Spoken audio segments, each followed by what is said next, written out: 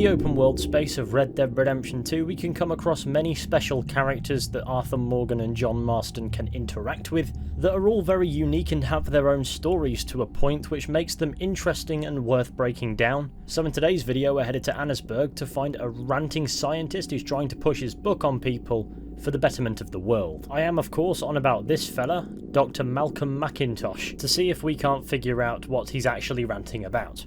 So naturally for this we're going to have to head to Annesburg, which is located in the northeast of New Hanover. When we arrive we'll find the scientist distinctly marked by his white coat, stood at the side of the road pleading with people to hear him out. Listen to me! Listen to me! Sir! Madam! Gather round! Gather round! I make no bones for my testament. For my testament is science, and science is God, sir! So help me, God, so strike me down. We are killing ourselves. Killing ourselves fast and hard and nasty. Laugh you may, sir. But the world is in balance, and the balance is off. I know it sounds crazy, but look around you. Look around and learn and weep. Hey there. Read this book. It is the future of American science. I hardly believe what I just saw. Thank you. The scientist gives us a book and then returns back to his preaching, I suppose is the best way to put it. Scoff not. Laugh not. Deride not. I speak the truth. We are killing this land. Killing it with greed. Killing it with science. I am a scientist. The land will boil. The sea will dry up. The world will heat. Crops shall wither. The hills shall burn. The rivers shall turn to fire. And this will not be some eternal damnation from above. This is the very manifestation of our greed. This is a land founded on greed. Not on science, not on truth, but on greed. We must think, not merely desire. Science will save it.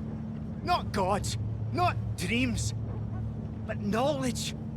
Knowledge is the only hope, and knowledge starts with the eyes. You don't need too many eyes to see that we are doomed unless we change our ways. We are throttling the very life from this place. The sea runs black. The earth bubbles. The sky is grey. After this, the scientist will pack up his book and then he'll waltz off. It appears as if this scientist is expressing the theory of global warming, warning the good people of the industrial town of Annesburg that if humanity doesn't change its ways, we will kill the world, or at the very least will cause the world to kill us. I suppose the scientist chose Annesburg to spread this theory because it's a prime example of what he's on about. The water around this mining town is polluted, the sky is obscured by black smoke, the town is constantly covered in noticeably dark fog, the ground is absolutely littered with discarded waste.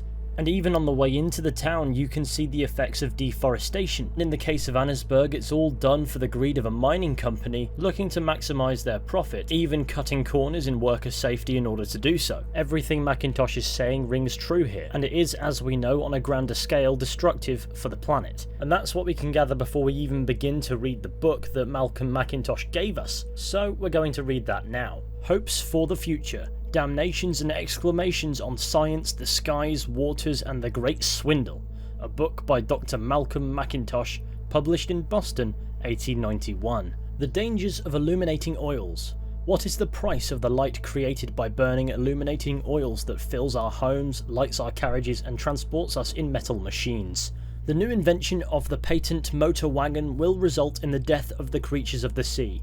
One day there will be no fish to be found by the fisherman, as he has travelled farther and farther in a machine of death. Learn and weep as the rivers and oceans go black and nowhere is to be found a drop to quench our thirsts. The hills scorched shall burn, the rivers fouled will burn, the sun in the skies will burn our eyes and skin. The fire that runs through wires of elements such as copper shall soon come to consume every part of our being. Soon electricity will be required for every part of our lives. It will create visions in front of your eyes. It will be used instead of sexual intercourse. Man will no longer be able to cipher numbers because of the reliance on it. Electricity not from the skies that sets our trees afire, but the kind made by man. A wonder of the age. Yet it is fire, and it will eventually cause us to burn every living thing to make more of it. This is a full and accurate report that every person reading this will be swindled out of considerable wealth. Machines are wonderful, but in the operation of the wrong people, they are the pathway to destruction. Someday these machines will lull us to comfort such that we lose all common sense, compassion, and human contact, instead preferring the sound of the machines. Whispering gibberish to clouds will not save you. Science will save you if you let it. Otherwise, your skies will be forever grey. The oceans will rise and the women who live in the sea will die. You are a slave. This is the grand question, plainly stated so that you can understand. Do you want to be a slave to ignorance? Do not fall for damnable doctrines and the cruel massacres of the elite. Only in this country can a person be proud of not being good at math or science. You bring about the destruction of our very race by not noting nature around you. The dinosaurs were killed by men out of fear, and that very ignorance will kill us all. Okay, it was going so well up until this point. American ingenuity damns us all. American industry will do what it always does, make a few men very rich and a lot of men very sick. Those are the only outcomes. So, if you're not rich, trust me, you will be sick, soon enough. My teachings will ground you. Go and spread the word by ordering copies of my book so that you may go on the incredible journey to the heart of all knowledge. Do not listen to the lies of institutions. They profit on the damnation of us all. Yours, Dr. Malcolm MacIntosh. Now, he's obviously got some knowledge gaps, that or he's got a few screws loose considering he thinks the dinosaurs were killed by men, but he makes a lot of oddly accurate predictions. The digital age, televisions, internet pornography, human reliance on technology and machinery, and of course, as we've already touched down on, the harmful impact of industry on the environment. Anyway, these are sound predictions coming from the character, but we can go back and speak with him again about the book a few in-game days later, which was tricky to try to trigger in my experience, and I wound up glitching the game and killing an invisible horse instead.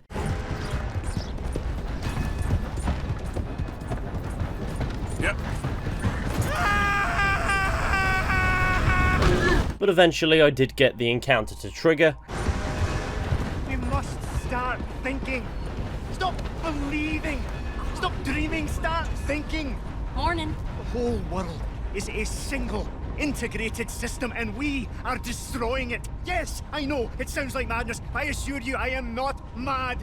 Whatever you may think, it's time to save the world. Hey. Did you read the book? Well, I opened it, but I didn't understand much. That's more than most. Much more than most. It was kind of interesting. Did you like the bit about the baboons causing the downfall of ancient Rome? Yeah, quite brilliant, I think. Yes, it's one of my more outlandish theories, but it's quite true. I'm thinking of another volume. Well, there's another volume of a unifying theory of scientific knowledge? Yes, I know it needs a new title, but I've got a great bit about how this new craze for dental hygiene will make our pets homosexual. Huh. Well, good luck with that. Thank you. Thank you. Thank you. Unbelievable.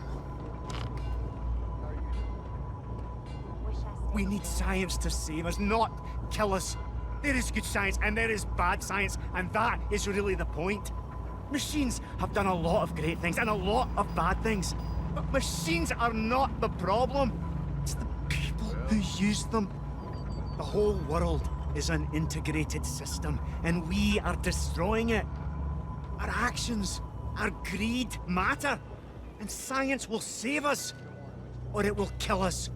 For everything is science. After this little ramble, he'll pack up his things and walk off again. We learn a lot more about this Dr. MacIntosh now. He believes that baboons sacked ancient Rome, and that brushing your teeth will cause your pets to become homosexual, which is simply put, fucking mental. So while the book may start strong and we can only read the first 2 pages where it sounds strong and it sounds like what he was ranting about in the first encounter, we quickly learn that the rest of it devolves into just utter ridiculous madness. Frankly, he's got a disheveled and scruffy appearance, he's wearing a lab coat standing on the side of the road in Annesburg, preaching about his book. One way or another he was going to be verifiably unhinged. MacIntosh does acknowledge that some of his theories are outlandish, and I think that puts it lightly, but he isn't incorrect in his main point that humanity is killing the planet. Was that knowledge a guess, or was it the last lick of common sense that this man had?